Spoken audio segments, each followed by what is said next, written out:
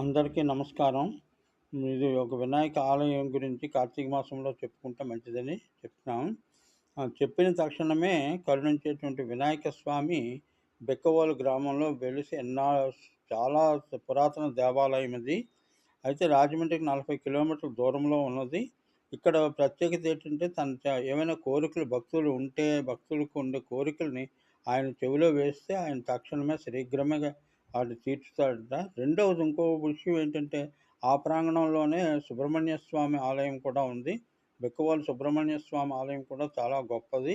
ఈ ఇద్దరు అన్నదమ్ములిద్దరూ ఒకే చోట వెలిసి భక్తుల్ని కరుణించున్నది విశేషమైనటువంటి స్థితి. విశేషమైనటువంటి స్థలం కూడా.